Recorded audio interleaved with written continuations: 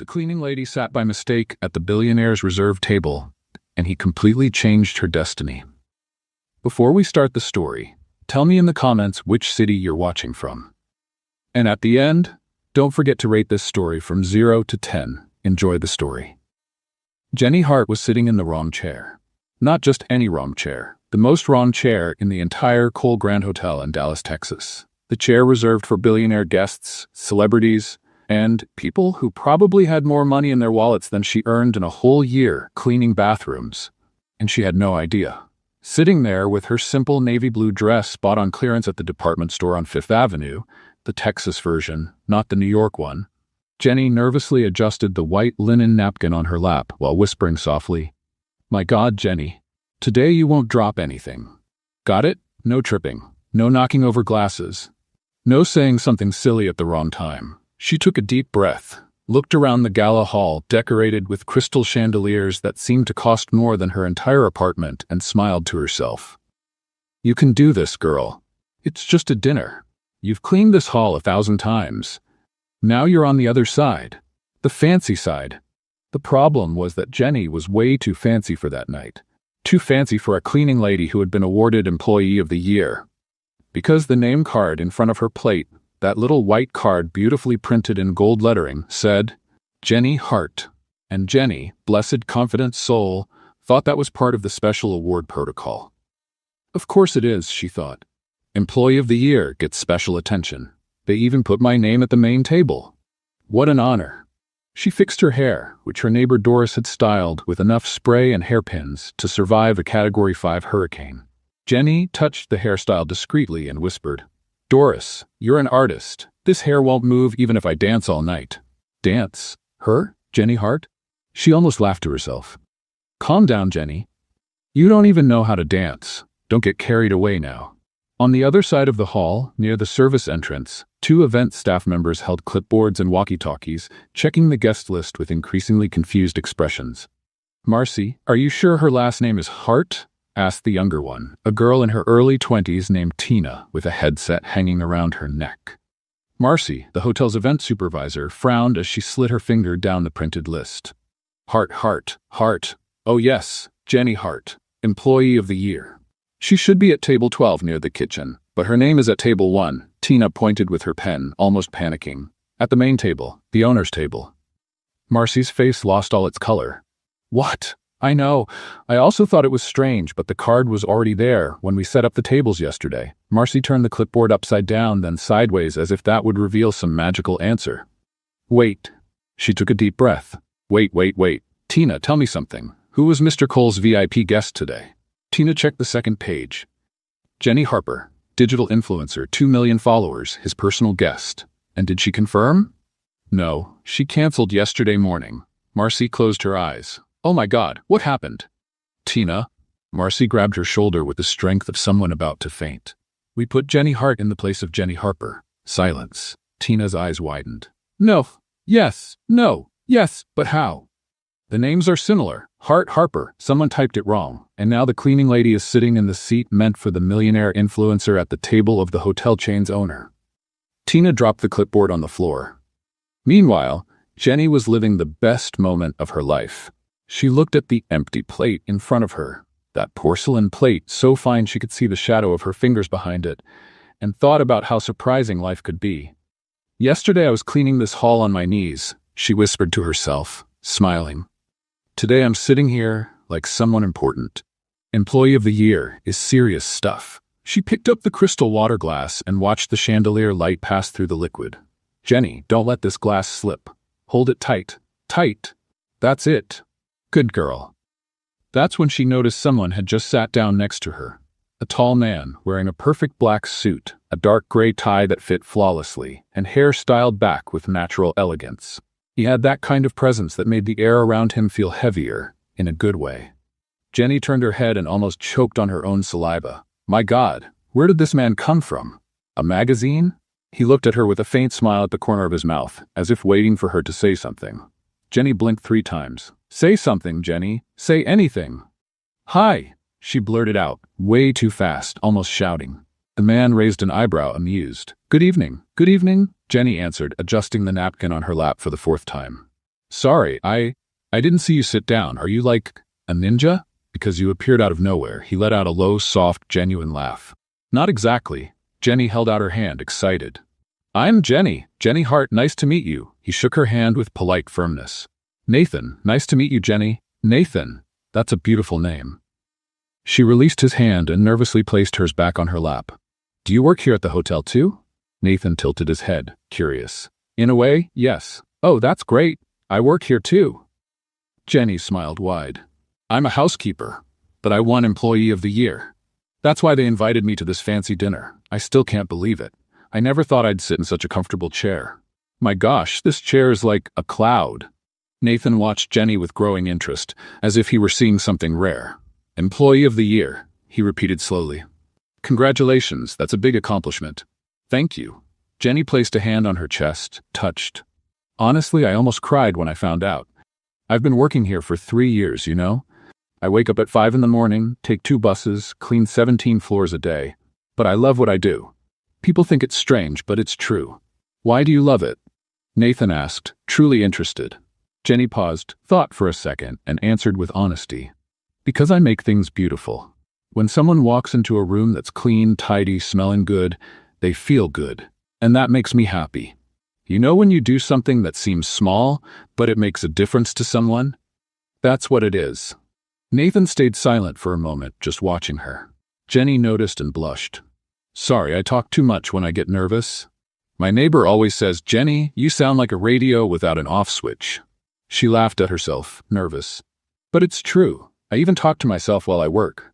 Like, Jenny, don't forget to clean behind the door. Jenny, be careful with the flower vase. People probably think I'm crazy. Nathan smiled, a real smile this time. I think you're authentic. Jenny blinked. Really? Really? She was speechless for a whole 2 seconds, then she murmured softly, Wow, Nathan, you're kind. Across the room, Marcy was having a silent meltdown. Tina, he already sat next to her. I know, I saw. What do we do? I'm going over there. Tina took a deep breath, adjusting her clipboard. I'm going to talk to him, quietly. Tina, no. He'll fire us. Marcy, we don't have a choice. We have to tell him there's been a mistake. Tina started walking toward table 1, her heart beating so hard she thought everyone in the room could hear it. Meanwhile, Jenny kept chatting. Did you travel far for this dinner? She asked, curious. Sort of. Nathan answered vaguely. I travel a lot. Traveling must be nice, right? I've never left Dallas. Well, once I went to Houston to visit my aunt, but that doesn't count because it's close. Jenny sighed. One day I want to see the beach, like a real beach, with white sand and blue water. You've never been to the beach? Nathan asked, surprised. Never. Jenny laughed without embarrassment. But it's on my list. You know those dream lists we make? The beach is at the top of mine. Nathan watched her with an expression Jenny couldn't read. That's when Tina reached the table, wearing a forced smile and eyes full of quiet panic. Good evening, Mr. Cole, she said softly, leaning slightly toward Nathan.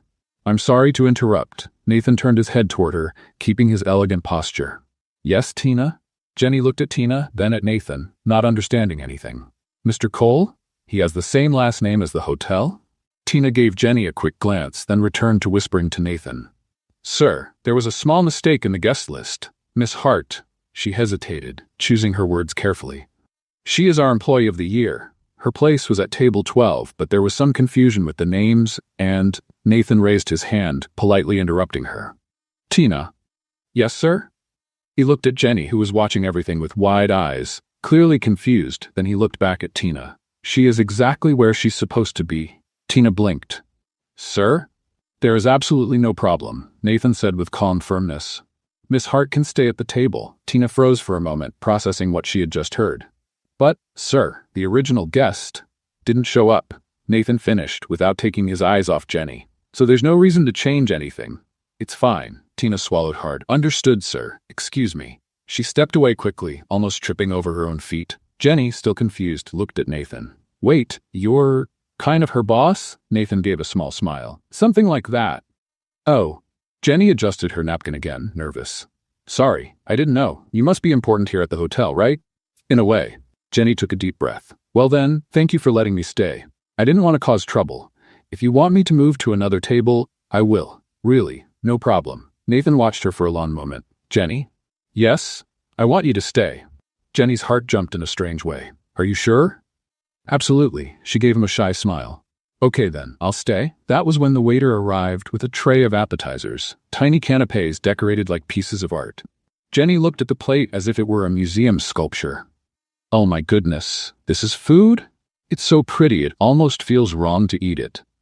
Nathan watched her reaction, clearly amused. You can eat it, that's what it's for. Jenny picked up a canapé with exaggerated care, as if it might explode. All right, I'll eat it, but if I drop crumbs on this white tablecloth, I swear I'll clean it up. Nathan shook his head, smiling. Across the room, Marcy grabbed Tina's arm when she returned. So, what did he say? Tina was pale. He said she can stay. What? He said she's exactly where she should be. Marcy looked toward table 1, where Nathan and Jenny were talking like old friends. This makes no sense at all, Marcy whispered, stunned. I know, Tina replied, still processing, but he was smiling. Marcy narrowed her eyes. Smiling? Smiling for real. Like, happy. The two stood silently, watching the surreal scene. Because right then, without Jenny knowing, she was sitting next to the richest man in Dallas, the owner of the entire Cole hotel chain, the billionaire Nathan Cole.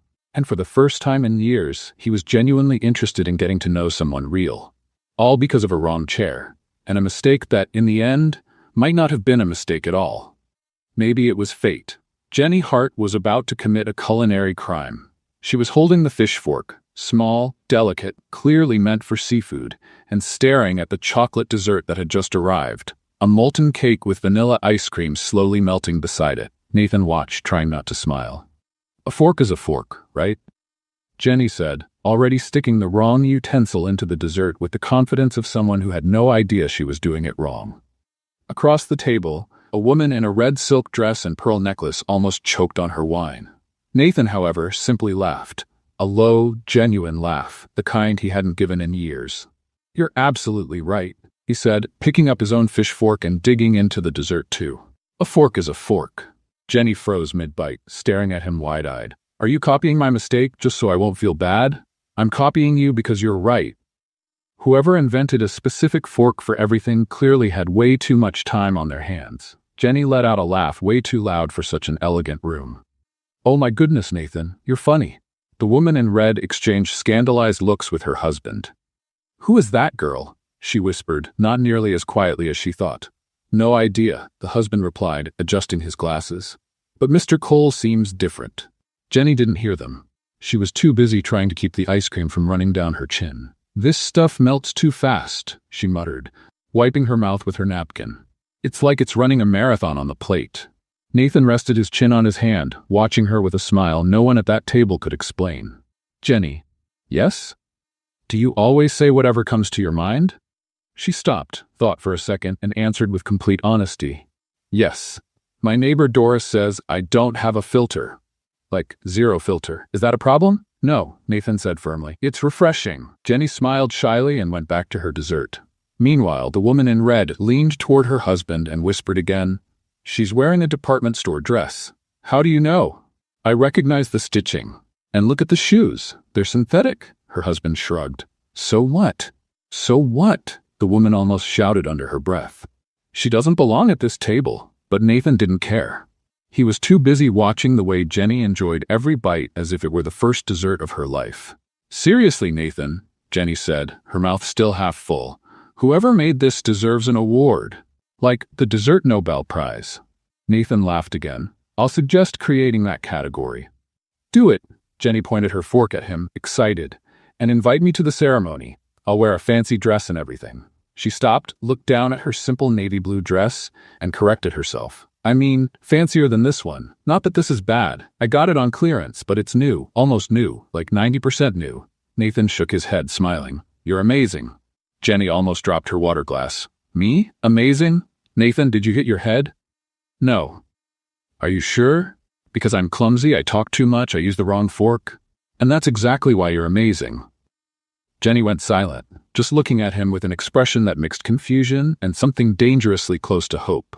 Around the table, the other guests continued watching with barely hidden discomfort. A man in a light gray suit and burgundy tie cleared his throat loudly, trying to get Nathan's attention. Mr. Cole, about tomorrow's meeting. Nathan raised his hand politely, interrupting. Tomorrow, Robert. Tonight I'm busy. Robert blinked, confused. Busy? Having dinner? Exactly. Jenny bit her lip, trying not to laugh at the man's expression. When dinner finally ended and the guests began to get up, Jenny adjusted the small faux leather purse she had been carrying for 5 years. "Well," she said, not really sure how to say goodbye. "This was, wow, really, thank you for, I don't know, letting me stay here, at the fancy table." Nathan stood as well, adjusting his jacket with natural elegance. "Jenny? Yes? Can I ask you something?" "Of course," she answered quickly. "Anything you want. I mean, within reason. Like, I'm not jumping out of an airplane or anything." Nathan smiled. "No skydiving, just your phone number." Jenny froze. The whole room seemed to freeze with her. My number? Yes. Your phone number? Yes. Like, so you can call me? Exactly." Jenny put a hand on her chest, feeling her heart beating all out of rhythm. "Nathan, are you sure you didn't hit your head?" He laughed. "Positive. Why would you want my number? I mean, I'm just—" She was about to say, "just a housekeeper," but swallowed the words. Nathan took a step closer. "Because I'd like to see you again. If you want to, of course." Jenny opened her mouth, closed it, opened it again, and finally with a thin voice answered, I want to." "So?" She grabbed her phone, her hands shaking so much she almost dropped it.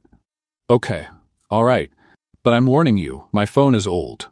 Like, really old. Sometimes the screen freezes. And the ringtone is that annoying default tune because I don't know how to change it." Nathan took out his own phone, an expensive brand new model, and held it out to her. "Type it in." Jenny typed the number with trembling fingers, checked it 3 times to make sure it was right, and handed the phone back. "There." "But Nathan?" "Yes? If you change your mind later, it's okay. Really, I won't be upset. I mean, I'll be a little upset, but I'll get over it." Nathan put the phone in his pocket, his eyes still on her. "I'm not going to change my mind." Jenny felt her face warm up. "Okay, so, good night?" "Good night, Jenny." She turned around, started walking toward the exit, then stopped. Turned back. "Nathan? Yes? Thank you, really, for today. It was the best dinner of my life." And before he could answer, Jenny practically ran out of the room, her heart beating so hard she thought it might explode. When she reached the street, she stopped, braced her hands on her knees, and took a deep breath. "Oh my God, Jenny, what just happened?" She looked at her phone in her pocket, and then, as if the universe were synchronized, the phone vibrated. A message from an unknown number. "It was the best dinner of my life, too. Sleep well, Jenny. Nathan." Jenny held the phone to her chest and let out a muffled squeal of pure happiness. Across the street, a woman looked at her suspiciously. Jenny didn't care, because for the first time in her life she felt like something amazing was about to happen, and she was absolutely right. Jenny Hart could still feel the ghost of Nathan's message burning on her phone screen. It had been the night before. "It was the best dinner of my life, too."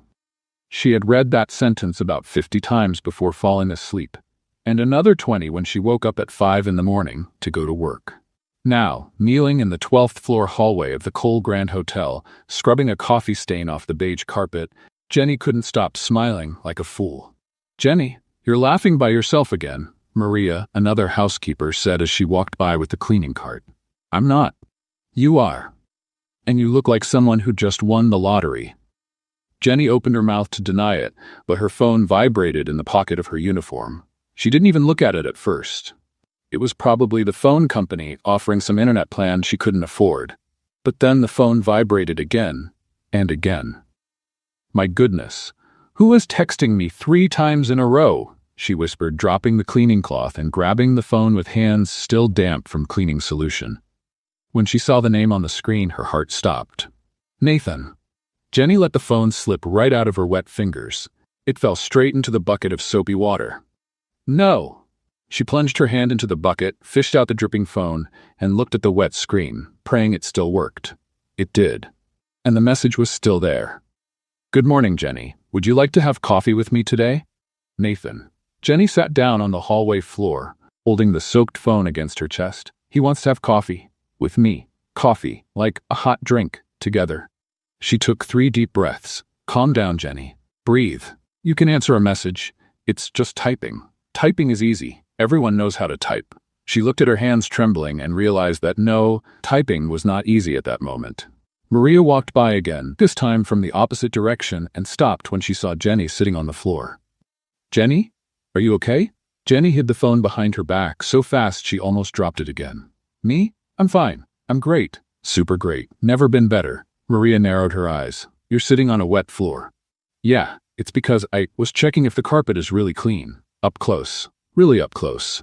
Maria shook her head, confused, but kept walking. You're strange, Jenny. As soon as she turned the corner, Jenny pulled the phone back out and read the message for the 4th time. Okay, I need to answer. But what do I say? Hi, Nathan. Sure, I'd love to. No, too desperate. Maybe I'll check my schedule? Ridiculous, I don't have a schedule. She typed, Hi, yes, I woo. Deleted it. Good morning. It would be a plea. Deleted again. Coffee, yes, thank you. My goodness, Jenny, you sound like a broken robot. She took a deep breath and finally typed, Good morning, Nathan. I would love to have coffee with you. What time? She hit send before she could change her mind, and then she waited. 10 seconds. 20 seconds.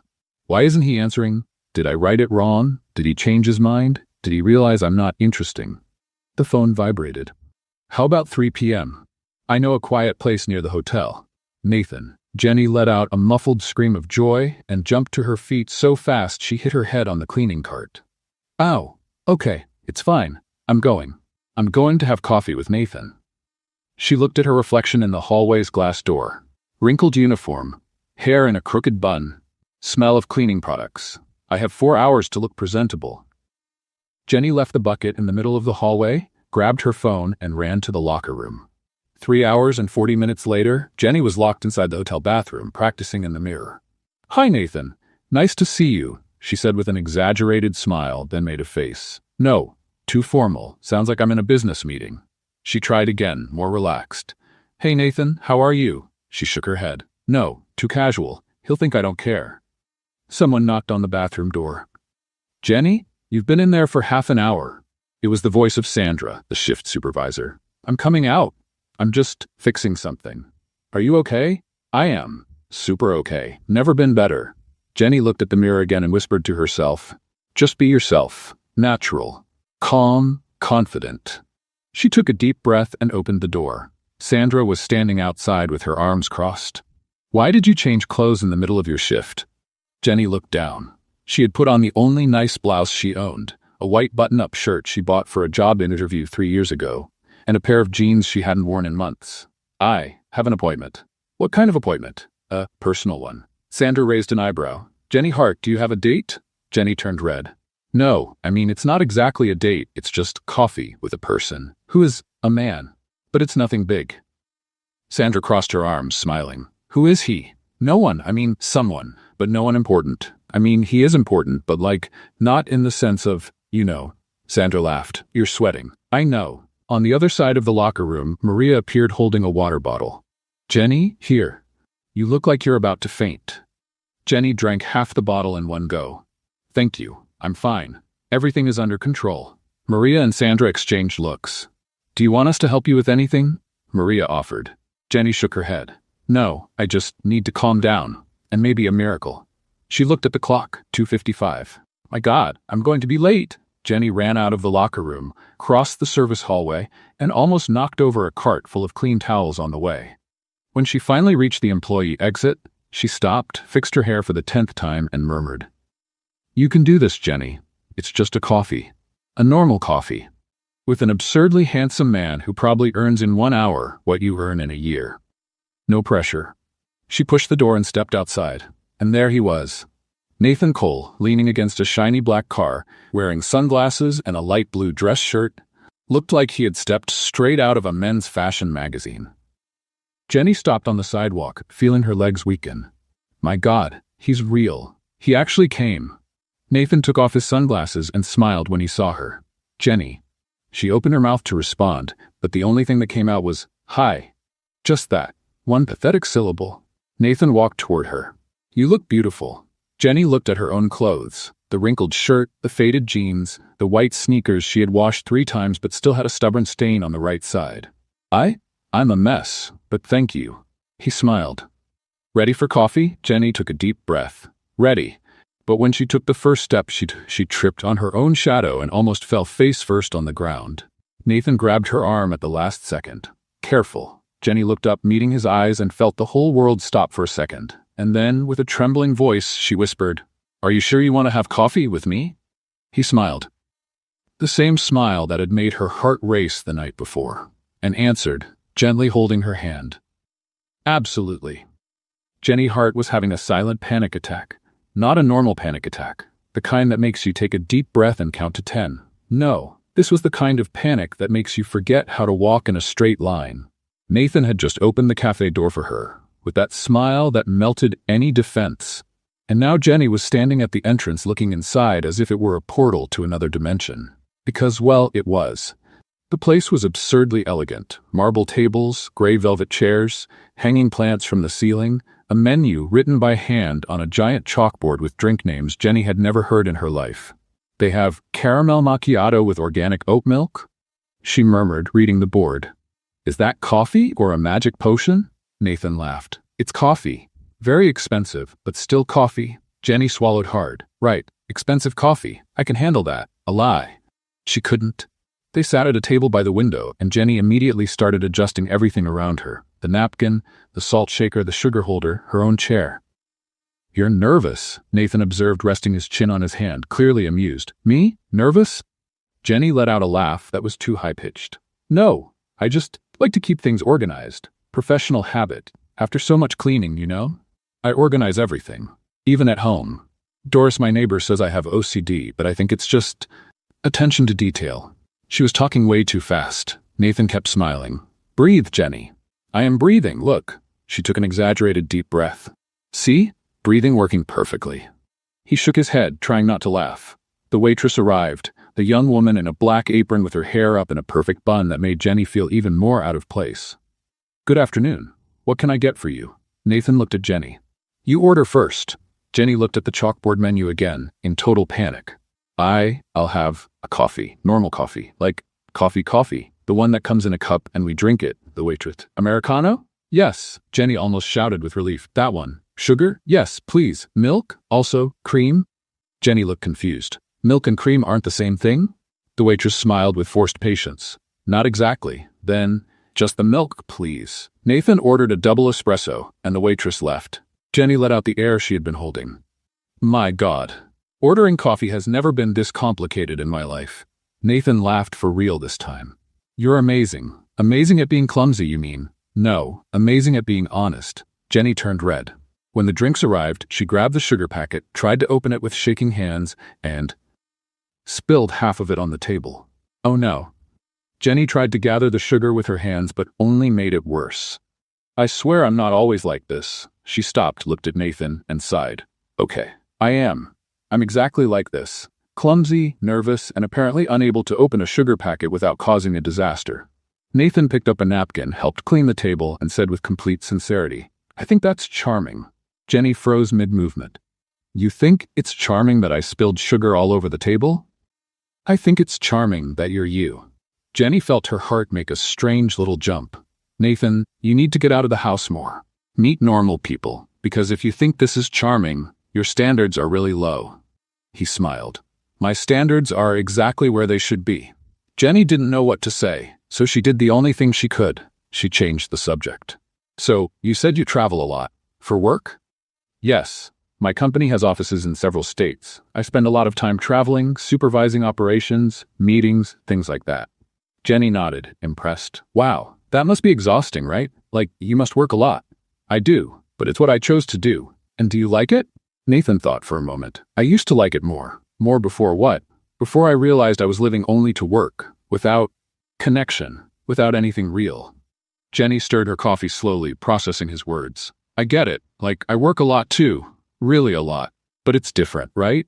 I work because I have to. You work because you chose to. It's not as different as you think, Nathan said, his voice gentle. In the end, both of us are just trying to get by.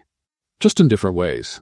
Jenny looked at him, surprised by the depth of his answer. Wow, Nathan. Are you like a philosopher in your free time? He laughed. No, just someone who spent too much time alone thinking too much. Jenny took a sip of her coffee, which was delicious by the way, and gathered the courage to ask. And have you ever dated? Like, seriously? Nathan hesitated. I have, a few times, but nothing that lasted. Why not? Because it was hard to know if people liked me or what I represented. Jenny frowned. What you represented? Nathan noticed the slip and shifted smoothly. The position. The title. You know how it is. Jenny nodded, though she didn't fully understand. Oh, yes, the boss. People must kiss up to you all the time, right? Nathan almost spit out his coffee. Something like that. Jenny laughed. Sorry. I say things without thinking sometimes. Don't apologize. It's refreshing. They sat in a comfortable silence for a moment, just drinking coffee and watching people walk by outside the window. Then Nathan asked, "And what about you, Jenny? Have you ever dated?" Jenny turned red. Me? Date? She laughed, but it was a sad little laugh. No, I never had time for that. Never. Never. She stirred her coffee again, avoiding his eyes. I always worked too much, really too much. Since I was a teenager, my parents, well, they weren't around much. So I learned early that if I didn't take care of myself, no one would. And taking care of myself meant working. A lot. All the time. Nathan stayed quiet, just watching her. Jenny continued, her voice softer. And when you work all the time, there's no room for other things. For going out, for meeting people, for dating. So I kind of gave up on that idea. I thought it just wasn't for me. And now? Jenny lifted her eyes and met his. Now? I don't know. Maybe I was wrong. Nathan smiled. And in that moment, Jenny felt something she had never felt before. Hope. When the check arrived, Nathan reached for his wallet, but Jenny was faster. No, I'll pay my part. Jenny, really, I brought money. She opened her purse and started counting crumpled bills and coins. Let me see, the coffee was $7. So, Nathan gently held her hand. Jenny, I invited you. I'll pay. But please. Jenny looked at her own hands full of counted money, and tears burned in her eyes. Because it was more than coffee. It was someone taking care of her. And she wasn't used to that. Nathan paid the bill, and they walked out of the cafe together. When they reached the sidewalk, Jenny stopped and said, "Thank you, Nathan. Really, for everything." He smiled. "Can we do this again?" Jenny felt her heart race. You want to?" "Very much," she smiled, a real smile, full of light. "Then yes. Yes, I want to too." Nathan stepped a little closer and asked softly, "Can I walk you home?" Jenny was about to say yes, but then she heard a familiar voice shouting from across the street. "Jenny Hart, you're dating and you didn't tell me?" It was Doris, the neighbor, holding a shopping bag in one hand and a mischievous smile on her face. Jenny closed her eyes. Oh my gosh. She was going to be interrogated for 3 hours the moment she got home. Chapter 5, The Impossible Invitation. Doris was crossing the street with the speed of a guided missile. Jenny saw her neighbor walking toward them and seriously considered pretending to faint. But it was already too late. Doris had that look that meant nobody was escaping without a full explanation. "Hi, Doris," Jenny said, with a forced smile. "What a surprise seeing you here." In the middle of the street, yelling, Doris stopped in front of them, out of breath, holding her shopping bag with one hand and pointing at Nathan with the other. "Who is this?" "This is Nathan," Jenny said, nervous. "Nathan, this is Doris, my neighbor, and apparently my worst nightmare at the moment." Nathan held out his hand, polite. "Nice to meet you, Mrs. Doris." Doris shook his hand, but her eyes never left Jenny. "Mrs. Doris? This young man has manners. Jenny, where did you find him?" "I didn't find him anywhere, Doris. We just had coffee." "Coffee," Doris repeated, with a mischievous smile. "Of course. And you two hold hands when you drink coffee now?" Jenny looked down and realized Nathan was still lightly holding her hand. She pulled away so fast she almost lost her balance. We were, but it wasn't. It's complicated." Nathan was clearly enjoying himself. Doris crossed her arms. "Jenny Hart, you're going to tell me everything, every detail. But first," she turned to Nathan, "you're handsome, polite, and you look like you have money. What are your intentions with my neighbor?" "Doris." Jenny's embarrassment was enough to melt asphalt. Nathan, however, answered with complete seriousness. "My intentions are to get to know her better. And, if she agrees, take her out to dinner again." Doris nodded, approving. "Good answer. You may stay." Jenny covered her face with both hands. "I want to disappear." Doris patted her shoulder. "Relax, dear. I'm just protecting you." She turned to Nathan again. "Anything happens, I live in the apartment next door, and I have pepper spray." Nathan smiled. "Noted." Doris finally walked away, but not without shouting from across the street. "Jenny, you owe me a full conversation tonight." Jenny sighed. "I'm sorry. She's intense. She's great," Nathan said, smiling. "And she clearly cares about you." Jenny looked at him, surprised. "You didn't think she was nosy?" "I did, but in a good way." Jenny shook her head, smiling, and that was when Nathan asked, "Jenny, are you free Saturday night?" She blinked. I think so." "Why?" "There's a charity event at the hotel, fundraiser, dinner, auction, those things, and I'd like you to go. With me. As my guest." Jenny froze. You want me to go with you? To an event? A charity event? With rich people? Yes. Nathan, I don't know if... You don't have to decide now, he said gently. Take your time. But I'd love for you to come. Jenny opened her mouth, closed it, then whispered, I don't have anything to wear. Nathan smiled. You can go however you like.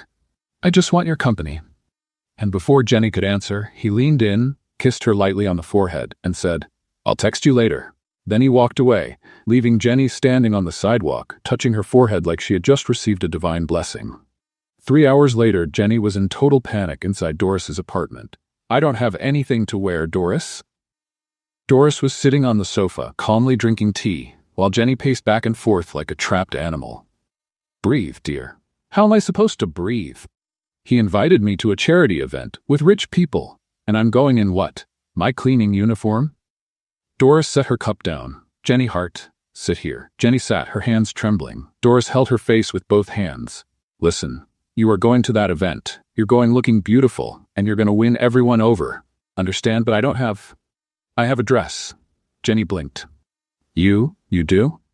Doris stood, walked to the bedroom, and returned holding a green satin dress, simple but elegant. It was my daughter's. She wore it once to a graduation party and never wanted it again. Said the color wasn't for her, but on you, it's going to look perfect. Jenny touched the fabric gently. Doris, I can't accept this. Of course you can, and you will, because you deserve it, Jenny. Tears slid down Jenny's cheeks. I don't deserve it. You're amazing, Doris said firmly. And it's time for you to believe that. On Saturday afternoon, Jenny was sitting in Doris's kitchen chair while her neighbor tried to tame her hair with a curling iron. Ouch, Doris, stop pulling. I'm not pulling. Your hair is stubborn. You're ripping my scalp off. Drama queen. Jenny looked in the mirror and almost didn't recognize herself. The green dress looked perfect. Her hair, despite her protests, was turning out beautiful. And Doris had even lent her a simple pair of pearl earrings. I look different, Jenny murmured. You look beautiful, Doris corrected. Jenny looked at her own reflection and felt a knot in her throat. Doris, what if I'm not good enough? What if people look at me and realize I don't belong there? Doris stopped fixing her hair and turned Jenny to face her. Listen, you are good enough. You always have been. And if someone at that event can't see it, that's their problem, not yours. Jenny wiped her tears before they ruined the light makeup Doris had done. Thank you for everything. Doris smiled. Now go and do great. When Jenny walked out of the building and saw Nathan waiting by the car, her heart almost stopped. He was wearing a tuxedo, a full tuxedo. Bow tie, perfect hair. And when he saw her, the smile that appeared on his face made all of Jenny's nervousness worth it. Jenny, he said, unable to finish the sentence. I know, she said nervously. The dress is borrowed. And the earrings, too. And Doris almost pulled my scalp off in the process. But you look stunning. Jenny didn't know what to say. Nathan opened the car door for her. Ready? Jenny took a deep breath. No, but let's go anyway. He laughed and got into the car beside her. As they drove toward the hotel, Jenny looked out the window and whispered quietly, Please let me not mess anything up today. Nathan took her hand and squeezed it gently. You're going to be perfect. Jenny looked at him and for the first time almost believed it. But when they arrived at the hotel and saw the line of luxury cars, the people in designer gowns, and the photographers at the entrance, Jenny felt the panic return in full force. Nathan noticed. Hey, look at me. She looked. You're with me. And as long as you're with me, nothing bad will happen. Do you trust me? Jenny nodded, even with her heart racing. And when they stepped out of the car and the cameras began flashing, Jenny held Nathan's hand tightly. Because in that moment, she realized she was about to step into a completely different world. And she had no idea if she would survive it. Jenny Hart had never seen so many diamonds in one place. And it wasn't an exaggeration. Every woman walking through the entrance of the Cole Grand Hotel ballroom seemed to be wearing the equivalent of a small country's annual budget around her neck, wrists, and ears.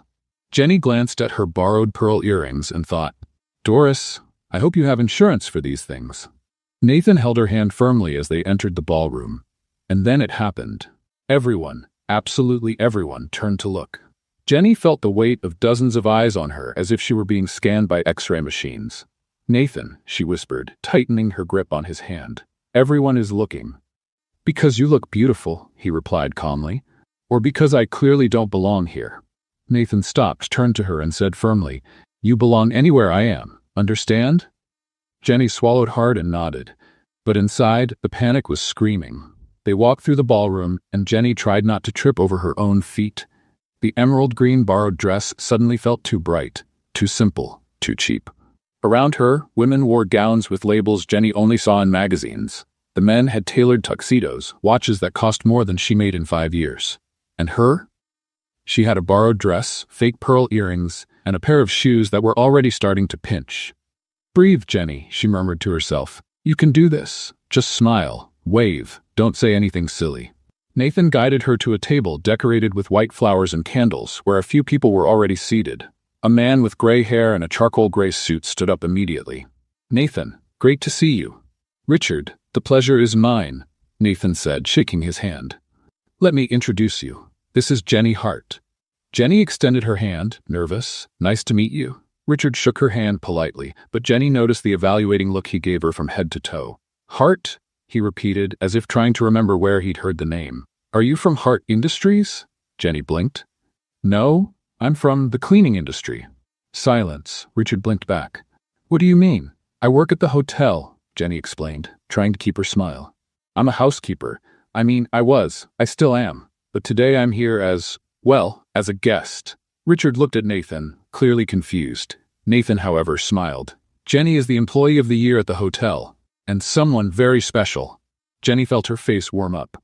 They sat down, and soon a waiter arrived with a tray of gourmet appetizers, small portions of something Jenny couldn't identify.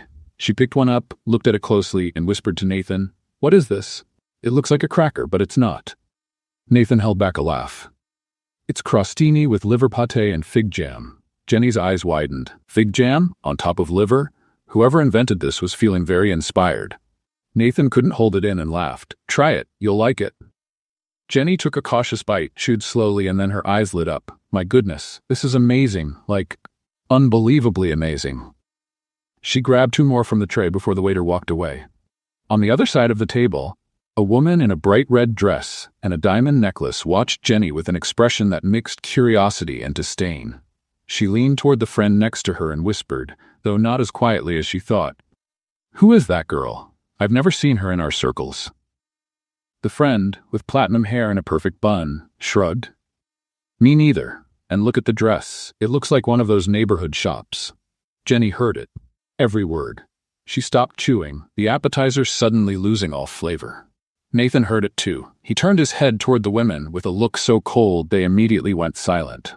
Then he took Jenny's hand on top of the table, in front of everyone, and said loud enough for the whole room to hear, "Jenny, you look wonderful, and I'm very happy you're here with me." Jenny felt tears burning in her eyes. She didn't know if it was from embarrassment or emotion, maybe both. The woman in red cleared her throat, embarrassed, and looked back at her plate. But the damage was already done. Jenny stood up abruptly. "Excuse me, I just need to go to the restroom." Nathan tried to hold her hand. "Jenny?" "It's fine," she said, forcing a smile. "I just need a minute." She left the hall before he could respond. Jenny locked herself in the women's restroom, braced her hands on the marble sink, and looked at her reflection.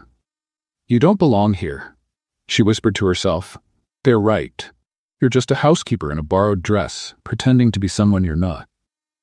She wiped her tears carefully, trying not to smudge the makeup Doris had done so lovingly. The restroom door opened, and the woman in red walked in. Jenny froze. The woman stopped beside her, touching up her lipstick in the mirror. For a moment, neither of them said anything. Then the woman spoke, still looking at her reflection. "Do you really work at the hotel?" Jenny took a deep breath. "Yes." "As a housekeeper?" "Yes." The woman put the lipstick cap back on, placed it in her designer purse, and finally looked at Jenny. "And Nathan Cole brought you as his guest?" Jenny lifted her chin, trying to hold on to her dignity. "He did." The woman gave a half smile. "Interesting. Why?"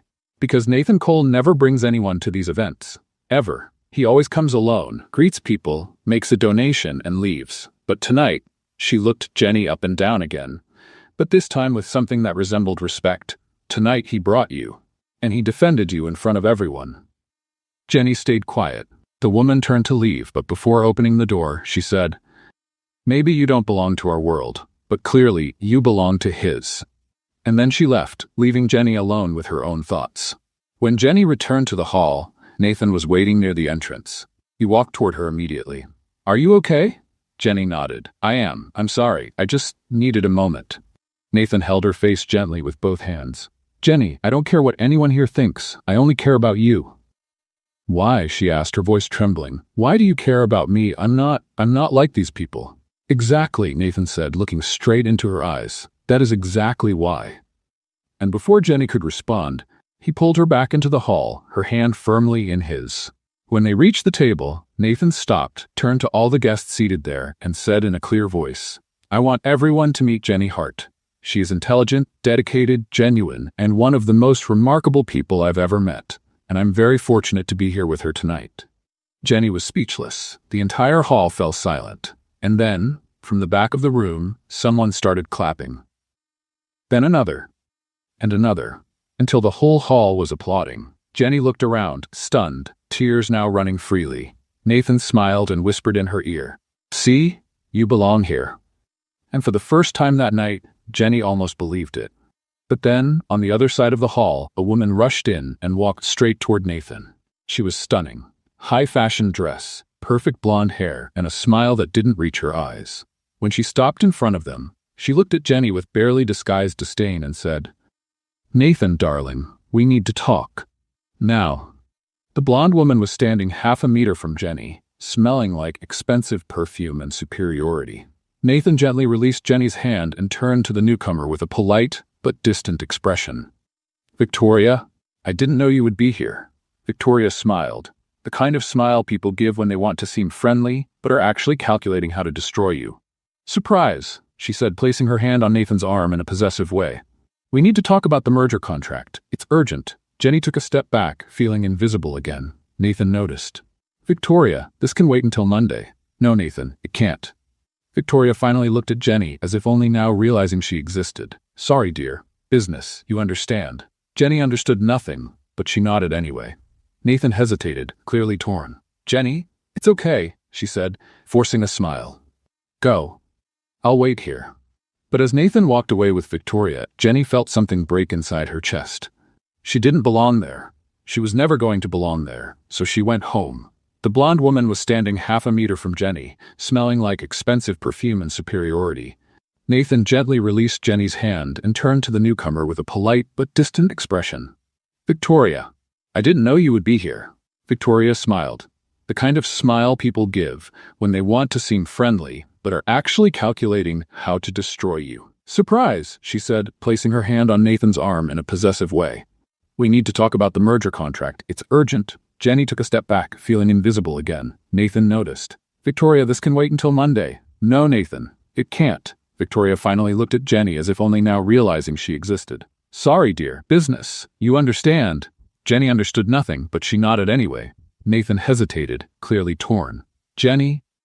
"It's okay," she said, forcing a smile. "Go. I'll wait here." But as Nathan walked away with Victoria, Jenny felt something break inside her chest. She didn't belong there. She was never going to belong.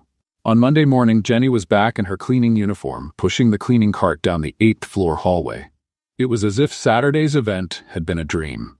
A beautiful, impossible dream that ended when she woke up. Maria appeared on the other end of the hallway, holding a magazine. "Jenny, did you see this?" Jenny kept scrubbing the hallway mirror. "See what? This?" Maria practically shoved the magazine in front of her. It was an issue of Business Elite magazine, and on the cover, wearing a perfect suit and that subtle smile Jenny knew so well, was Nathan. The headline said in huge letters, "Nathan Cole, the billionaire CEO who is revolutionizing luxury hospitality." Jenny dropped the cleaning cloth. "What?" "I know," Maria said, excited. "He's like super rich. Owner of the whole Cole chain. He has hotels in 10 states. Jenny grabbed the magazine with trembling hands. She looked at the photo of Nathan. Nathan, the guy who paid for her coffee, who held her hand, who defended her in a hall full of rich people. Nathan Cole, CEO, billionaire, owner of the entire chain. "Jenny, are you okay?" Maria asked, noticing her pale face. Jenny dropped the magazine as if it were burning. I need to go." "Go where?" But Jenny was already running toward the locker room. She locked herself in the staff bathroom and pulled her phone from her pocket with trembling hands. She typed in the browser, "Nathan Cole, CEO." The results flooded the screen. Articles, interviews, photos at gala events, lists of the youngest billionaires in the United States. Jenny scrolled, each piece of information hitting like a punch to the stomach. Estimated net worth of $2.3 billion. Harvard graduate. Owner of 47 luxury hotels across the country. Jenny let the phone fall on the floor. "Wait," she said out loud, her voice rising. "He's the owner? Of the entire hotel? Of the entire chain?" She put her hands on her head. My God, I split the coffee bill with a billionaire." She started pacing back and forth in the small bathroom. He saw me cleaning floors. He saw me wearing a wrinkled uniform. He saw me spilling sugar. The more she thought about it, the more reality crushed her. Nathan wasn't just some high-level executive. He was the owner. And her? She was the housekeeper he had met by accident. Her phone rang. "Nathan?" Jenny looked at the name on the screen, her heart racing, and she didn't answer. The phone rang again and again. Jenny turned it off and shoved it into her pocket. For the next few hours, Jenny became an expert at disappearing. When she saw Nathan entering the elevator, she hid behind her cleaning cart. When he walked down the hallway, she slipped quickly into an empty room. When he texted her, she pretended her phone had no battery. Sandra, the supervisor, noticed. "Jenny, you're acting strange today." "No, I'm not." "Yes, you are. You hid inside a broom closet when Mr. Cole walked by." "I was looking for a cleaning product." "For 15 minutes?" Jenny let out a long sigh. "Sandra, please. I just need some space today." Sandra crossed her arms, but didn't push further. When her shift finally ended, Jenny practically ran home. She locked herself in the apartment, threw her purse on the couch, and slid down the wall until she was sitting on the living room floor. And then the tears finally came. She cried over the humiliation of not realizing who he was. She cried because she had believed, even for 1 second, that someone like Nathan Cole could ever be interested in someone like her. She cried because, deep down, a part of her still wanted to believe. But how? How could she, a housekeeper with a borrowed dress and shoes that hurt, ever stand next to a billionaire? Someone knocked on the door. Jenny wiped her face quickly. "Doris, it's not a good time." "It's not Doris," the voice was Nathan's. Jenny froze. "Jenny's." "Open the door." She stayed silent, barely breathing. "I know you're in there. I just want to talk." Jenny shut her eyes tight. "Go away, Nathan." "No, not until you hear me out."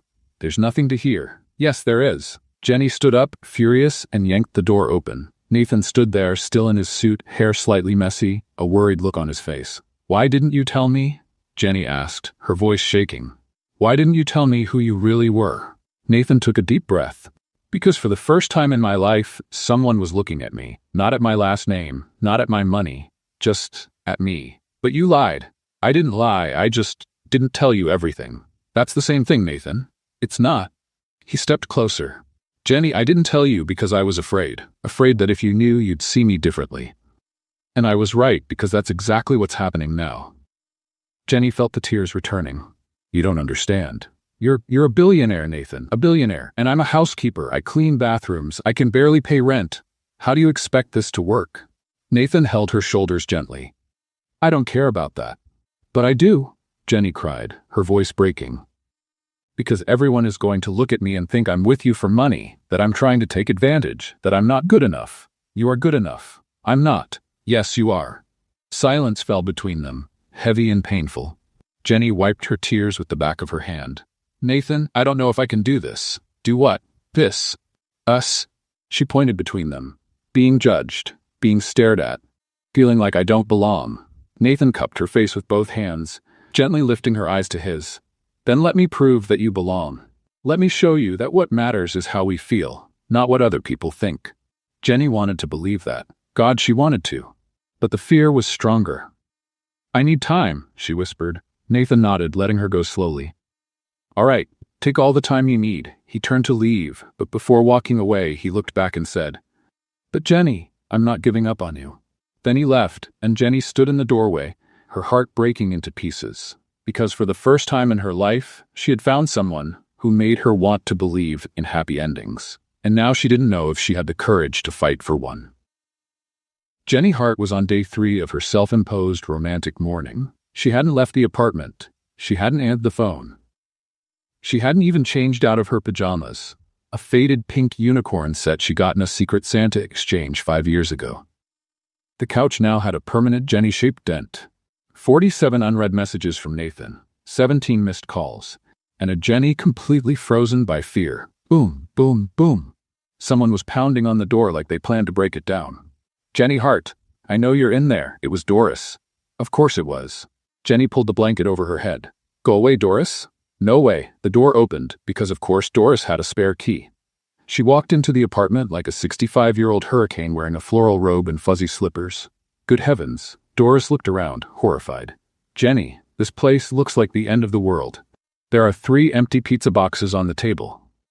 I was hungry, Jenny muttered from under the blanket. Get up. Get up. I don't want to. Doris walked to the kitchen, grabbed a glass of water, came back to the living room, and threw the whole thing on Jenny.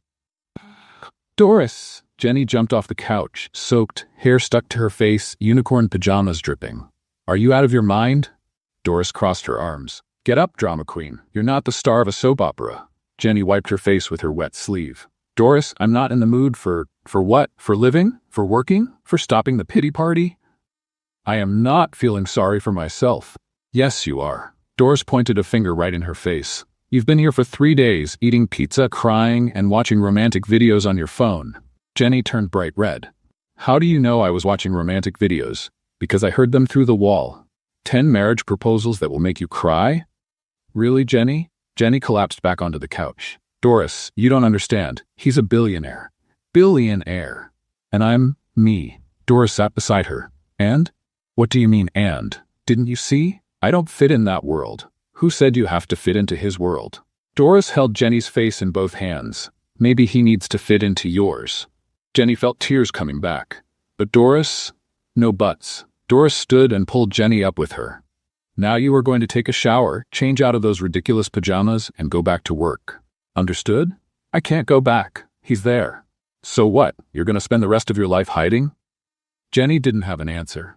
2 hours later, Jenny was in the hotel's locker room, changing clothes with shaking hands. Maria walked in, saw Jenny, and screamed, Jenny, you're alive. Technically, yes. We thought you'd been abducted by aliens or something. Jenny shut her locker. I just needed a few days. A few days? Jenny, you vanished. And Mr. Cole, Maria lowered her voice. He asked about you, personally. He came into the locker room and everything. Jenny's heart skipped. He came here? He did, and he looked really worried. Like, really worried. Jenny felt her chest tighten. Maria, I need to tell you something. What? I kind of have been seeing him. Maria dropped her bag on the floor. You what? Shh. Jenny covered her mouth. Don't shout. Maria moved her hand away, eyes enormous. Jenny Hart, you are dating the billionaire CEO who owns the hotel chain, and you didn't tell me? I don't know if I'm dating. We've been out a few times, and he's amazing, Maria, but I don't know if I can do this. Do what? Date a handsome, wealthy, polite man who clearly likes you? Be part of that world. Maria held Jenny's shoulders. Jenny, listen. You're amazing. And if he doesn't see that, that's his problem. But if he does, then the problem is you not believing it. Jenny took a deep breath. Thank you, Maria. Now go work before Sandra fires you. Jenny was cleaning the hallway on the 15th floor when she saw the note taped to her cleaning cart. A white envelope, her name handwritten on it. She opened it with trembling fingers. Inside was a printed letter on official Cole Grand Hotel stationery. Employee Scholarship Program. First recipient, Jenny Hart. Jenny read the letter 3 times. The program offered full tuition for college, technical courses, or any kind of professional training, and her name was on it, as the very first choice. She turned the letter over and saw a handwritten note on the back. Jenny, you deserve the chance to become anything you want to be. Not because I'm asking, but because you always deserved it. N. The tears came before she could stop them. He wasn't trying to change her. He was trying to help her grow. Jenny pulled her phone from her pocket with shaking hands, opened her messages, 47 texts from Nathan. She scrolled to the last one. Jenny, I understand if you don't want to see me again, but please know that you changed my life, and I will never regret meeting you. Jenny wiped her tears and began to type. Deleted it. Typed again. Deleted it. Took a breath. And finally wrote, Can we talk? The reply came in 3 seconds. Whenever you want, wherever you want. Jenny smiled through her tears. Today, at sunset, on the hotel roof. She sent the message, put her phone away, and looked at the letter in her hands. For the first time in 3 days, Jenny Hart felt something she hadn't felt in a long time. Hope. And maybe, just maybe, the courage to try again, because some stories deserve a second chapter. And hers with Nathan was just beginning. The sunset in Dallas painted the sky orange and pink when Jenny reached the rooftop of the Cole Grand Hotel. She had come up through the service stairs, old habits, and now she was standing at the access door, watching the scene in front of her with her heart racing. Nathan was there, wearing jeans and a simple white shirt, no tie, no jacket, nothing that reminded her of the billionaire CEO. And beside him, on a checkered blanket spread on the ground, there was food truck food. Burgers wrapped in aluminum foil, fries in brown paper bags, soda in cans, and 2 strawberry milkshakes with striped straws. Jenny stopped 3 feet away. Nathan turned his head, saw her, and smiled. That smile that made her stomach flip. "You came." "I came," Jenny answered, her voice shaky. He stood up, wiping his hands nervously on his pants. I didn't know what you liked to eat, so I got a little bit of everything from the food truck on the corner. There's a regular burger, one with cheese, a vegetarian one." He was talking way too fast. "And fries. A lot of fries. Because who doesn't like fries, right?" Jenny took a step forward. "Nathan, yes?" "Breathe." He let out the air he had been holding and laughed nervously. "Sorry, I was afraid you wouldn't come." Jenny walked over to the blanket and sat down, crossing her legs. "I almost didn't." Nathan sat in front of her, keeping a respectful distance. "What made you change your mind?" Jenny looked at him, really looked, and saw something she didn't expect. Vulnerability. "The letter," she said softly. "The scholarship program." "Nathan, why?" He looked away toward the city below, the lights starting to switch on one by one. "Because I realized something. I've spent my whole life surrounded by people who wanted something from me. Money, connections, status, but you." He looked back at her. "You never asked me for anything, and when I tried to give you something, you wanted to split the cafe bill." Jenny laughed through the tears forming in her eyes. "It was $7, Nathan." "I know, and it was the nicest gesture anyone has ever made for me." Silence. Nathan picked up one of the burgers and tried to open the aluminum foil, but he was so nervous he pulled too hard. The burger slipped out of the wrapper, flew over the blanket, and landed on the rooftop floor with a sad little splat. Jenny's eyes widened. Nathan looked at the fallen burger, and then the two of them started laughing. Not a polite laugh. A real one, the kind that makes your stomach hurt. "My God," Nathan said, still laughing. "I can buy a hotel, but I can't open a sandwich." Jenny wiped the tears from laughing. "See? You're clumsy too. I'm not the only one." "You rubbed off on me," he said, grabbing another burger, this time with exaggerated care. "Before I met you, I never dropped anything." "Liar, really." Nathan opened the burger successfully and offered it to her. "I used to be coordinated, elegant, sophisticated." Jenny took the burger. "And boring?" Nathan stopped, thought for a moment, and agreed. "And boring." They ate in a comfortable silence for a few minutes, watching the sun disappear completely on the horizon. Then Jenny said, her voice low, "Nathan, I need to tell you something." He set the burger aside, giving her his full attention. "You can tell me." Jenny took a deep breath, trying to find courage. "I'm afraid you'll wake up one day and realize you deserve someone better." The words came out fast, desperate, honest. "Someone prettier, someone more educated, someone more on your level. And that you'll look at me and think, what was I doing?" Nathan stayed quiet for a long moment. Jenny continued, tears now streaming. "I can't walk in high heels without tripping. I don't know which fork to use. I talk to myself. I drop things. I live in a tiny apartment that shares a wall with Doris." Jenny?" She stopped, looking at him through the tears. Nathan leaned closer and gently wiped her face. "Do you want to know what my fear is?" She nodded, unable to speak. "I'm afraid you'll never believe you're amazing." Jenny sniffled. "Nathan, I've spent my whole life at fancy events, surrounded by people on my level. Do you know what I felt? Nothing. Absolutely nothing." He held her hand. "But when you spilled sugar on the cafe table, when you mixed up the fish fork, when you talked to yourself thinking no one was listening, I felt something I had never felt before." "What?" "That I was alive." Jenny closed her eyes, letting the tears fall freely. Nathan continued, "You make me laugh. You make me want to be better. You make me feel like there's something more important than meetings and contracts and profits. And yes, you talk to yourself. And yes, you drop things. But those are the parts I love the most." Jenny opened her eyes. "Love?" Nathan realized what he had said and turned red. I didn't mean, it's too soon to." Jenny cut him off, placing her hand on his face. "Say it again." "What?" The part you love the most. Nathan smiled, that shy, genuine smile he only showed to her.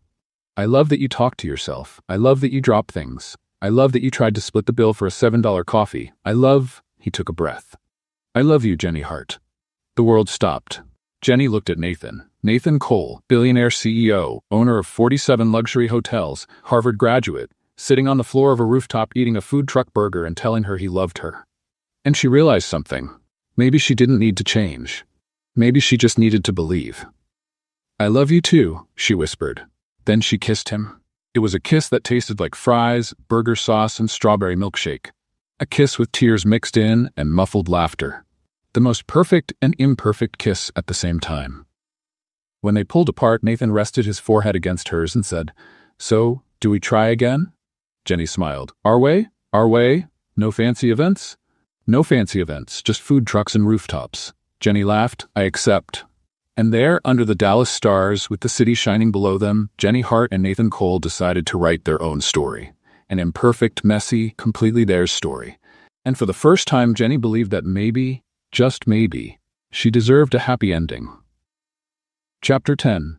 Victoria's Revenge, corrected. 3 weeks had passed since the rooftop kiss. 3 weeks of good morning messages, quick lunches hidden in the hotel kitchen, and secret smiles in the hallways. Jenny was floating, until that Tuesday morning. She was in the hotel locker room, putting her uniform in the locker, when she noticed the silence. That heavy kind of silence that happens when people were talking about you 2 seconds before you walked in. She looked around. 5 coworkers immediately looked away. Good morning? Jenny said, confused. Sandra, the supervisor, cleared her throat and hurried out. Maria was sitting on the bench, scrolling on her phone with a strange expression on her face. Maria, what's going on? Maria looked up, hesitant. Jenny, did you see the messages? What messages? Maria handed her the phone. It was the hotel employees' group chat, and it was on fire. Jenny scrolled through the messages, her heart tightening with every line. Guys, is it true Jenny is dating the owner of the hotel? Seriously? Jenny? She must be using him to move up in life. I always thought she was too perfect. Now it makes sense. I bet she's after his money. Jenny felt her legs go weak. How did they find out? Maria sighed. Victoria. Who? That blonde woman who showed up at the charity event. She came here yesterday, talked to some people in management, and accidentally let it slip that you and Mr. Cole are together. Jenny dropped the phone on the bench. She did it on purpose. Of course she did, Maria said, annoyed. But Jenny, don't let it get to you. The people who know you know you're not like that. But from the way the other employees were looking at Jenny at that moment, it was clear not everyone thought so. During her shift, Jenny felt every stare, every whisper, every small laugh when she walked by. At lunch, she sat alone in the cafeteria for the first time in 3 years. Maria tried to sit with her, but Sandra called her over to solve something urgent. And Jenny stayed there, pushing food around her plate without eating, feeling the weight of everyone's judgment. That's when she heard the conversation at the table next to her. 2 receptionists, Stacy and Laura, were talking loud enough for Jenny to hear, and that was probably the point. I always thought she was strange, Stacy said, biting an apple. Now it makes sense. Strange how? Laura asked. That too perfect attitude, you know? Always nice, always helping everyone. It was all an act. Jenny tightened her grip on the fork. And Stacy lowered her voice, but not enough. She must be really good to catch a billionaire like that. Jenny felt something break inside her chest. She stood up so fast the chair scraped on the floor. Both women turned, realizing Jenny had heard everything. Jenny, we weren't. Stacy started, awkward. But Jenny was already leaving the cafeteria, her eyes burning with tears she refused to let fall in front of them. Jenny locked herself in the 5th-floor bathroom, the one almost no one used, and finally let the tears fall. She slid down until she was sitting on the cold floor, hugging her knees. I can't win, she whispered to herself. If I'm not with him, I'm too inferior. If I am with him, I'm a gold digger. She wiped her face with trembling hands. Why did I think this could work? The bathroom door opened. Maria walked in, out of breath, as if she had been running. Jenny, I knew you were here. Maria, I just want to be alone. No, you're not going to be alone. Maria sat on the floor beside her. Because I'm not going to let those mean people make you give up. Jenny let out a bitter laugh. They're right, Maria. I don't belong in that world. And so what? Maria turned Jenny's face toward her. Who said you have to belong? Jenny, you're the hardest working, most honest, most amazing person I know. And if Nathan Cole saw that, it's because he has eyes in his head. Jenny wiped her tears again. But everyone thinks I'm with him for money. Not everyone. I don't think that. And you know why? Maria smiled. Because the Jenny I know can barely open a sugar packet without spilling everything. Do you think she's capable of being manipulative? For heaven's sake. Jenny laughed through the tears. Thank you, Maria. You're welcome.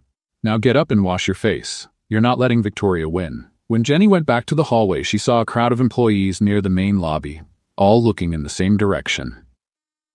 Jenny walked closer and froze. Nathan was there, in a perfect suit, serious expression, talking directly to Victoria, who was standing in front of him with a fake smile on her face. Nathan, darling, I don't understand why you're so upset, Victoria said in a syrupy voice. I only mentioned casually that. You didn't mention anything casually, Nathan cut her off, his voice cold. You intentionally spread gossip to harm Jenny. Victoria blinked, pretending innocence. Gossip? Nathan, I only told the truth. You two are seeing each other, aren't you? What I do in my personal life is not your business, and certainly not the business of this hotel's employees. But Nathan, and since you love honesty so much, here's one. You're banned from all Cole hotels. Permanently. Victoria's smile vanished. You can't do this. I can. And I just did. Nathan turned to the security guard. Please escort the lady to the exit. Victoria looked around, realizing everyone was watching. You'll regret this, Nathan. She's not worth it. Nathan stepped toward her, his eyes showing controlled anger. She's worth more than you'll ever understand. And then he turned his back to Victoria and walked straight toward Jenny. The entire hallway went silent. Nathan stopped in front of her, his expression softening instantly. Are you okay? Jenny nodded, unable to speak. Nathan looked around at all the employees watching, and then he did something no one expected. He took Jenny's hand, in front of everyone. I want everyone to know, he said, loud enough for the whole hallway to hear. Jenny is not with me for money. She's not with me for status. She's with me because, against all odds, she decided to give me a chance. And I'm the luckiest man in the world because of that. Jenny felt her tears return, but this time they were different. Nathan looked at her and whispered, I love you, and I don't care who knows it. And there, in the middle of the Cole Grand Hotel lobby, with dozens of people watching, Nathan Cole kissed Jenny Hart. And for the first time, Jenny didn't care about the stares, because she finally understood something. What people thought didn't matter, what the two of them felt did. And that was all she needed to know. The kiss in the hotel lobby had happened 2 weeks ago. 2 weeks of loving looks, dinners at food trucks, and Nathan discovering he could be happy eating hamburgers while sitting on the curb. And now he was standing in front of Jenny's apartment building holding a bottle of wine that probably cost more than her rent. Jenny opened her apartment door with a nervous smile. Hi, Nathan said, handing her the bottle. I brought wine. Or is that too formal for pasta? Jenny took the bottle and read the label. Nathan, this has a year printed on it. Like a specific year. Wine has a year? It does, he said, stepping into the apartment. But honestly, I have no idea what it means. The hotel sommelier gave it to me. Jenny closed the door and watched as Nathan looked around. The apartment was tiny, a combined living room and kitchen, an old but comfortable couch, a small TV on a scratched wooden stand, floral curtains Doris had gifted her 3 years ago, and Nathan was standing there in his dress shirt and slacks, completely out of place and completely perfect. It's small, Jenny said, her voice shaky. I know, but it's mine. Nathan turned to her, smiling. It's perfect. You don't have to lie. I'm not lying. He walked to the window that faced the parking lot. You have a view of a parking lot. Jenny laughed, nervous. I know. Very glamorous, right? It's real, Nathan said, turning back to her, and I love that. Jenny felt her face warm. Sit down. I'll finish dinner. Nathan sat at the little 2-person table while Jenny stirred the pot of spaghetti and meatballs. So, he said, watching her. Do you cook often? Always, Jenny answered, tasting the sauce. This is basically the only thing I know how to make without burning the place down. Have you tried making other things? Once I tried roasting chicken. Jenny made a face. There was so much smoke the fire alarm went off and the fire department showed up. Nathan tried not to laugh. Really? Really? Doris thought the building was on fire. It was a nightmare. As if called by her name, the apartment door opened. Doris walked in with the spare key, holding nothing. "Oh," she said, pretending to be surprised when she saw Nathan. "You're here." Jenny turned, still holding the wooden spoon. "Doris, did you knock?" "I did." Doris lied without hesitation. "You didn't hear me. I just came to grab my remote." "What a coincidence you're having dinner." Jenny narrowed her eyes. "Doris, you didn't leave any remote here." "I didn't." Doris looked around dramatically. "Oh, then it must be in my apartment. Sorry, carry on. Pretend I'm not even here." She left, closing the door. Nathan was clearly holding back a laugh. "Does she always do that?" "Always," Jenny sighed. "Welcome to my life." They sat down to eat, and Nathan took his first bite of spaghetti. He chewed, stopped. His eyes widened. "Oh my God." Jenny froze. "Is it bad? I knew it. I put in too much salt, didn't I?" "Jenny," Nathan said, looking at her with a serious expression. "This is the best thing I've ever eaten in my life." She blinked. "Really?" "Really." He took another bite, almost desperate. "Where did you learn to make this?" Jenny smiled shyly. "My grandma. It was the only thing she knew how to cook too. I guess it's genetic." Nathan laughed, and they kept eating in comfortable silence, until the door opened again. Doris, this time holding an empty mug. "Sorry," she said, all innocent. "I forgot my mug here yesterday." Jenny didn't even look up from her plate. "Doris, that mug is mine." "It is?" Doris looked at the mug. "Wow, it looks just like mine. Anyway, enjoy your meal." She left again. Nathan was laughing openly now. "She's obviously keeping an eye on you." "She's protecting me," Jenny corrected, smiling. In her own way, Nathan suddenly grew serious. "You're lucky, you know? Lucky to have someone who cares like that, someone who bursts into your apartment just to make sure you're okay." Jenny looked at him, noticing the sadness hidden behind his words. "You don't have that?" Nathan shook his head. "My family is complicated. We see each other on holidays, sign birthday cards, but we don't have this closeness, this loving invasion of privacy." Jenny laughed at the phrase. "Loving invasion of privacy. I'm using that with Doris." They finished eating, and Jenny began collecting the dishes. Nathan stood to help. "You don't have to. I want to." They washed the dishes together, side by side at the tiny sink, their arms brushing as they moved, and Nathan realized something. He had never washed dishes in his life. He always had staff for that. But here, with his hands in warm soapy water, listening to Jenny hum softly, he felt something he had never felt before. Peace. "Jenny," he said quietly.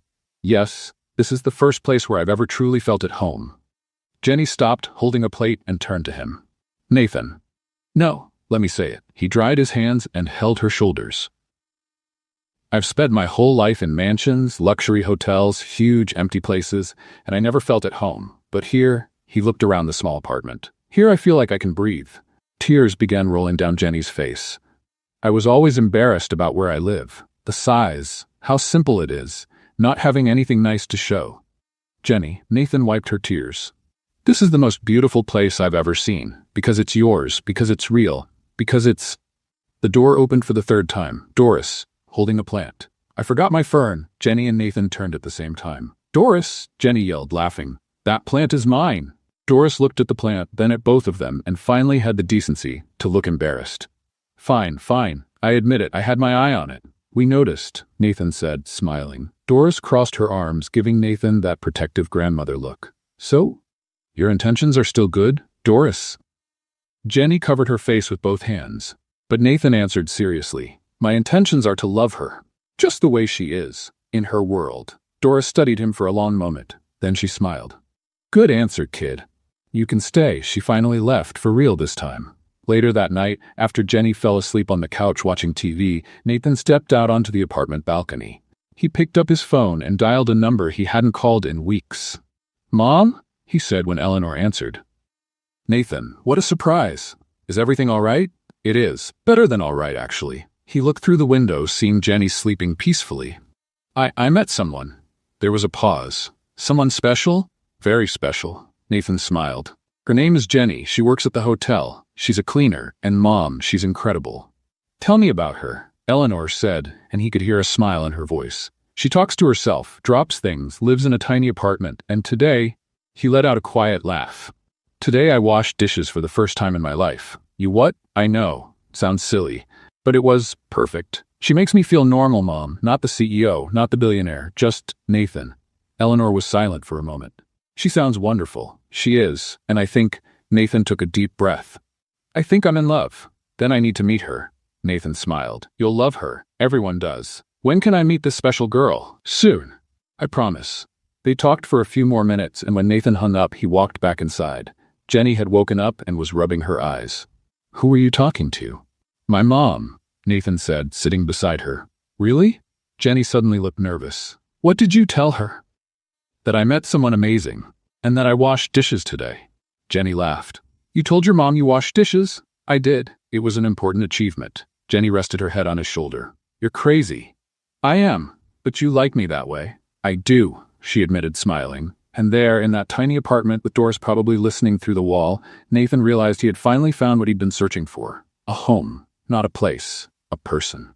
2 weeks later, Nathan's phone rang while he was in a meeting. It was his mother. Mom, I'm in the middle of... Nathan, I'm in Dallas, at the hotel. I want to meet Jenny. Nathan froze. Tonight? Now? Now. Bring her, please. Nathan hung up and immediately called Jenny. Jenny, can you come to the hotel? Why? Did something happen? Nathan hesitated. My mom is here, and she wants to meet you.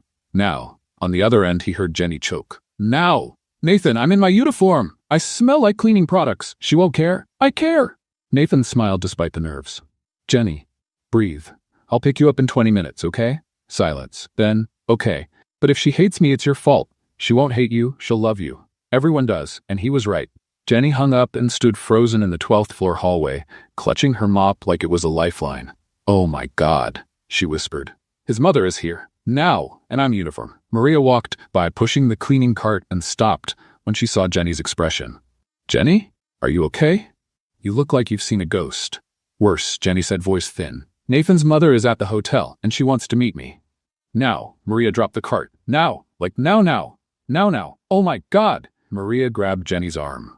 Run to the locker room. Run! They took off down the hallway, Jenny still clutching the mop. The locker room turned into chaos in seconds. Jenny had thrown her uniform on the floor and was digging through her locker in panic. I don't have anything decent, she yelled. Maria was beside her, trying to help. Calm down. You have that blue blouse. It's wrinkled. So what? It's better than a uniform. Sandra, the supervisor, walked into the locker room and stopped when she saw the scene. What's going on here? Mr. Cole's mother is at the hotel and wants to meet Jenny now, Maria explained. Sandra's eyes widened. Eleanor Cole? Here? Yes, Jenny shouted, pulling on a plain white t-shirt and a pair of jeans. And I'm going to meet her like this, in my after-work clothes. Maria grabbed a comb. At least let me fix your hair. Ow, stop pulling. Beauty hurts, sweetheart. Sandra came back with a pair of flats from Lost and Found. Here, better than work sneakers. Jenny slipped them on quickly. Maria found a lipstick in her bag and applied it to Jenny's lips. There, you look presentable. Jenny looked in the mirror. A plain white t-shirt, jeans, hair minimally fixed, a touch of lipstick. She looked like herself. Simple, real. I can do this, she whispered. Of course you can, Maria shouted. Now go. Jenny took a deep breath and left the locker room. Jenny walked down the service stairs with her legs shaking. When she got close to the lobby, she stopped, leaning against the wall. Calm down, Jenny, she murmured to herself. Breathe. You've cleaned this hotel's floors 1,000 times. You can meet one person, just one person, who happens to be the mother of the man you love, and who is probably rich and sophisticated and will judge you. Oh God, why am I doing this? Because you love him. Jenny turned. Nathan was standing there, in a perfect suit but with the most vulnerable expression she had ever seen. Nathan. He walked up to her and held her hands. You look beautiful. I'm wearing a t-shirt and jeans. And you look beautiful. Jenny looked at him, searching for signs he was lying, but saw only sincerity. You're nervous, she said, noticing his damp hands. Very, he admitted. Because this matters. You matter. Jenny felt tears threatening but blinked fast. No, don't cry now, Jenny. Maria will kill me if I ruin the lipstick. Nathan laughed and kissed her forehead. Ready? No, but let's go anyway. They walked together toward the lobby, and there she was, Eleanor Cole. Elegant, gray hair perfectly styled, a simple but clearly expensive dress, perfect posture. Jenny looked at her own clothes, a white t-shirt and jeans, and felt a wave of embarrassment. But when Eleanor saw Jenny, her face lit up with a warm smile. Nathan made the introductions. Mom, this is Jenny. Jenny, my mother, Eleanor Cole. Jenny extended her hand, trying not to shake. It's a pleasure to meet you, Mrs. Cole. I'm sorry about the clothes. I was working and... Eleanor ignored the extended hand and pulled Jenny into a tight hug. Jenny froze for a second, then relaxed into the embrace. So you're the young woman who won my son's heart, Eleanor said, stepping back with a genuine smile. Jenny didn't know what to say. I don't know if I won. You did, Eleanor laughed. Nathan called me 2 weeks ago, absolutely delighted, just to tell me he had eaten spaghetti and meatballs at your place, and that he washed dishes for the first time in his life. Nathan covered his face with his hands, mortified. Mom, please.